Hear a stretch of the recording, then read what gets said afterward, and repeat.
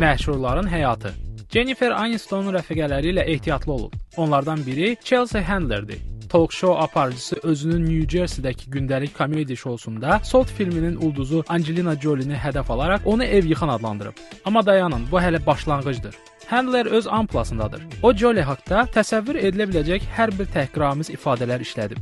Üstəlik deyib ki, Angelina'nın rəfiqəsi yoxdur. Ona görə ki, o nəysə təkrar etməyim. Chelsea Maddox'ı da bura qatıb. Onun fikrincə, yəqin ki, Maddox Angelina onun Malibu'da əylənmək əvəzinə özü ilə 3-cü dünya ölkələrini daşımaq üçün övladlığa götürməsindən narazıdır.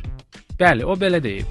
Amma yəqin ki, bunun səbəbi Chelsea ilə Jennifer'in bu yaxınlarda dostlaşmasıdır. Onlar hətta Şükran bayramı ərəfəsində Meksikada bərabər istirahət ediblər. Məlum deyil, Jennifer Chelsea'nin bu cür çılğın ifadələrini dəstəkləyir ya yox. Bir şeyə əminliklə demək olar ki, Chelsea Jennifer'a arxayındır. Washingtondan Bəxtiyar Zamanov, Amerikanın səsi.